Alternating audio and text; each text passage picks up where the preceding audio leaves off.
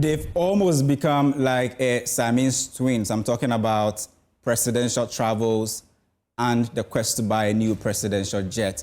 That is what we are going to focus here tonight on PM Express. Is it time to buy a new presidential jet as a result of what we are seeing currently, the president himself traveling on a commercial flight? Is this a time to buy a new commercial flight? And the reason why this is important is that the current status of our presidential jet doesn't make it possible for the president or the first gentleman of the republic to actually travel with it. What is the status and what do we know so far? I really want you to stay here with me. And in 13 minutes, we're going to do this analysis before my guest will join me via Zoom for a conversation. Now, this is the status of our presidential jet, currently under maintenance in France. Of course, that's what the late defense minister told us, unfortunately, before he left, that this is the situation of our presidential jet, which has to do some form of maintenance before it returns to the Republic of Ghana, possibly to go ahead with the duties. Let's go ahead and talk about what he actually said, because that is very important. He made certain revelations in his presentation to Parliament, and he said, quote, whenever the president, the presidential jet goes for maintenance, the return date keeps changing. The jet is heavily corroded, but that does not justify some persistently hiring or renting of luxurious aircraft. So he is saying that, look, at the moment, we do not have available the presidential jet. What is happening to it? He says it is heavily corroded, and according to him, the late defense minister, if you look at the engine, the tank, it's also corroded. How do you fly around with a jet that has a corroded engine tank? He said that although currently we need to do some form of maintenance, and the plane we understand is in France, it does not justify, the persistent hiring of, he said, luxurious presidential jet. And he is the man, when he was the defense minister before his passing, he was responsible for the travels of the president. When the president is traveling, he has to look at the conditions, whether the president should go with a certain kind of jet. But he was saying that, look, even though we don't have access to the presidential jet, he doesn't think that it was time for us to still go ahead with the hiring of, in his word, luxurious aircraft. Now let's go ahead with the analysis and what we know so far about our presidential jet. Because before the former defense minister left, he told us that this is an aircraft that has a corroded engine tank. But what do we know so far about the Falcon 900 EX Easy or EASY? What do we know about it? What we know so far is that this is a Dassault Aviation aircraft in France. It was manufactured in France. And how old is it? What do we know more about this aircraft? What we know is that it was manufactured somewhere around 2009 and brought into service or entered service somewhere around 7 July 2010. So this was when it entered into service in Ghana. So if you do the math, roughly, we are talking about some 15 years. 15 years since the aircraft has been in Ghana and has been in service in Ghana. But if you speak to a lot of people who have knowledge about aircraft, they say, look, the age or the year that the aircraft has been in service is not really a big problem. What is so important is the maintenance schedule. What do you do? In terms of the maintenance schedule of the aircraft, do you follow what has been scheduled and all of that? That is very important, not just looking at how long the aircraft has actually been in service. But let's do some more analysis in terms of required maintenance, because I've spoken about routine maintenance. What do we know so far as long as the Falcon 900 is concerned? This is according to the manual that came with the aircraft that we bought in terms of what we are supposed to do in terms of the maintenance. What must we do? Basic inspection every 200 flight hours. We are supposed to do some basic inspection every 200 flight hours. That is very important. It was part of the routine that we're supposed to follow. Full inspection every year. So every year, the presidential jet must go or undergo some full inspection for us to make sure it is in the right condition and for the first gentleman of the land to actually use it. Heavy maintenance every 6 years. And we understand that, per what I showed you, it's been in service in Ghana in 15 years, since 2010.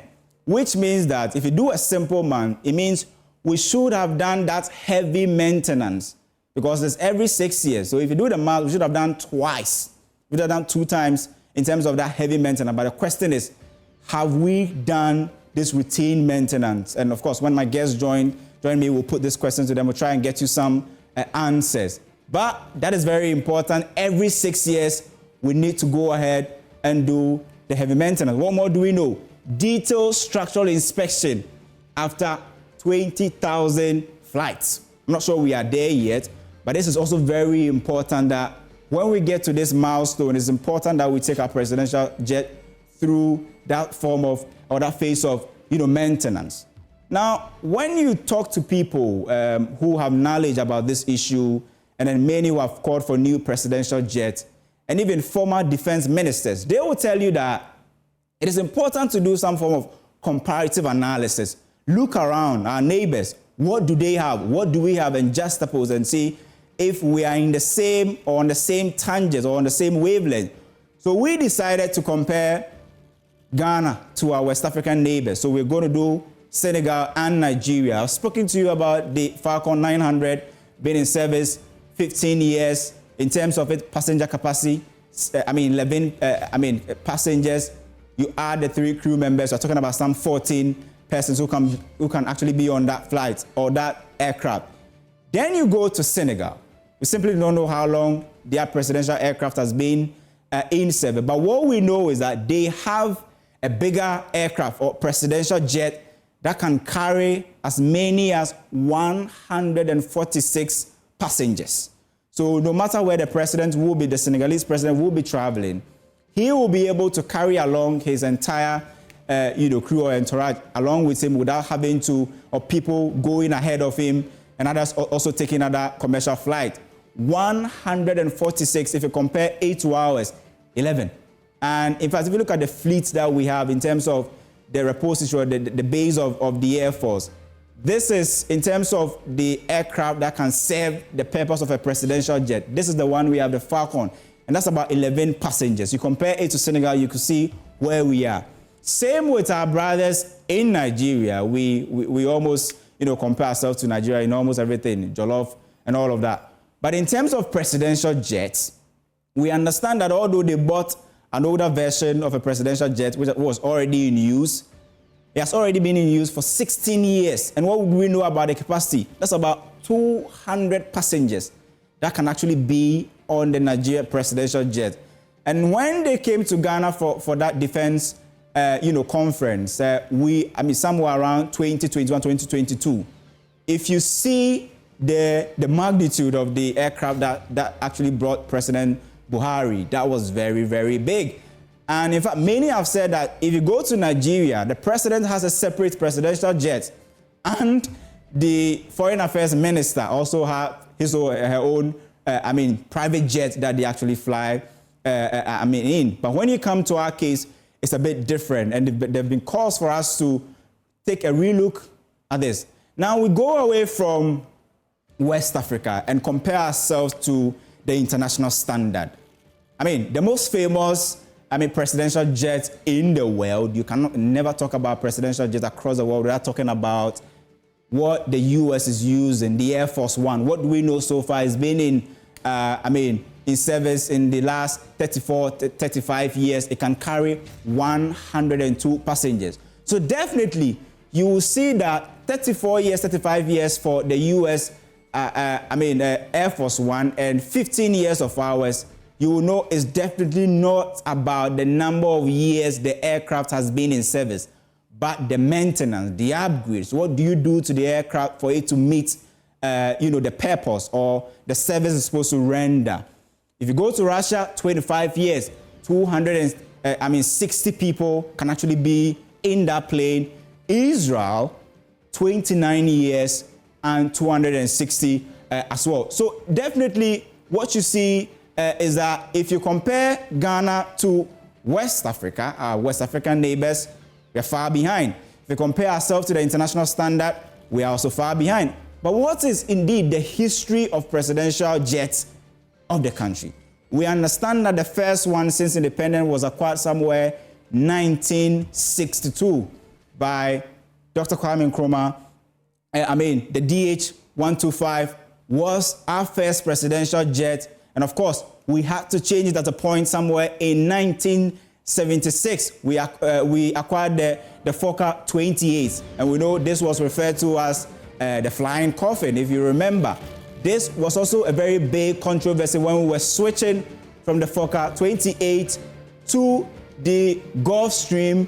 At that point in time in 1998, it was a big deal. And the question is, why must it always be a big deal when we are upgrading in terms of the aircraft that will carry the first gentleman of the land? And we understand that the Kofi administration, the NPP was in opposition around that time, did not like the idea of the purchase of the Gulfstream. And as a result of that, even when President Kofi was in office, he didn't use this presidential jet, and we understand that it was actually sold off. And in fact, moving away from that, we had to come to 2010 when we bought our current presidential jet, which is the Falcon 900. So some years after, the question is, are we facing the same situation we had in 1998 when we were switching from the Fokker 28 to the Gulfstream? And what are the political narrative around this whole acquisition of presidential jets, and even talking about presidential travels? That is what we'll be discussing here on PM Express. And in fact, if we are able to go ahead and possibly buy a new one, that will be our fifth presidential jet. But it's important to know what the man who was in the helm of affairs in terms of our defense, what he has been saying, the former defense minister, what he's been saying about presidential jet.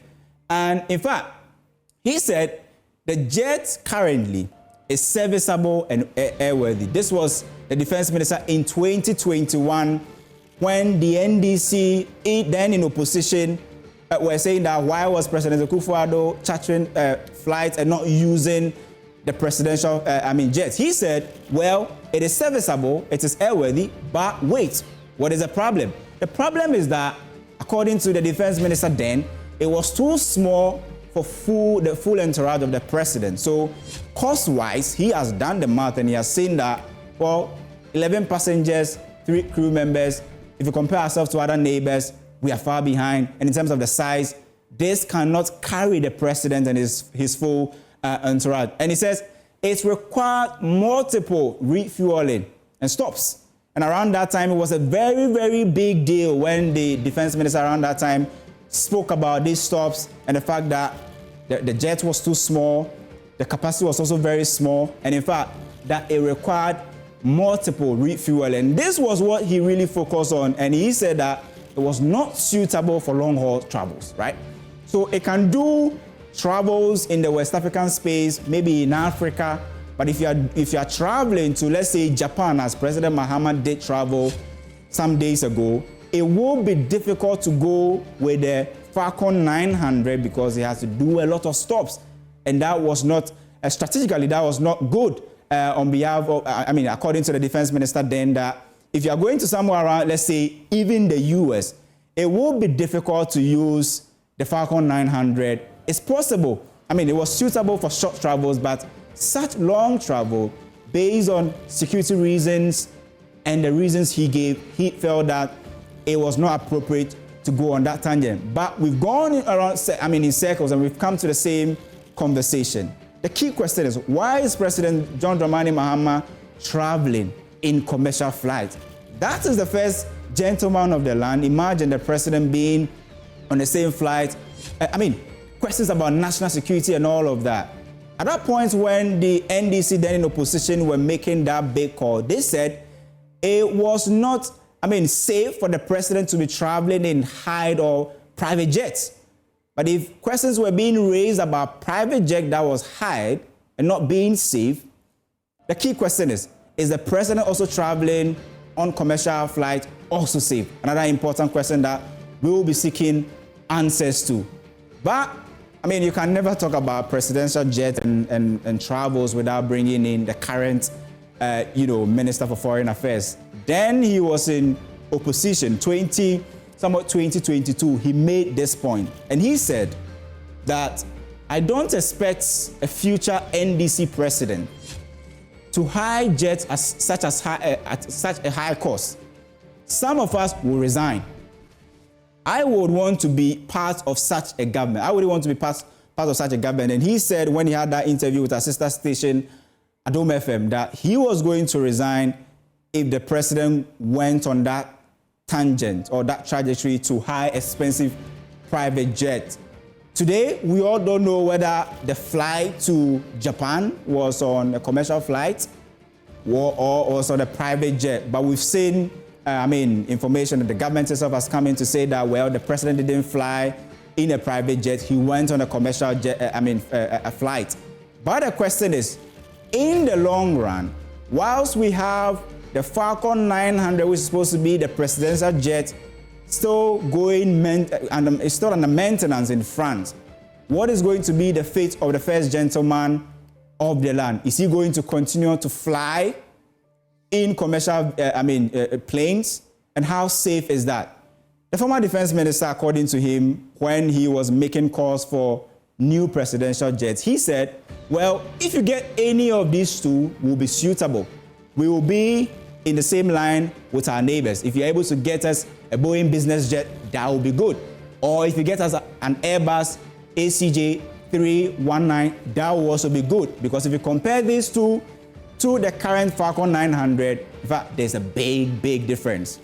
But as I asked, the president will continue to travel because there are bilateral arrangements. He needs to go for conference. He needs to meet international, calls and all of that. When it's time for the president to do that in the long run, what is our strategy? What is the strategy of the country? Are we still going to go ahead and allow the president to travel in commercial vehicles?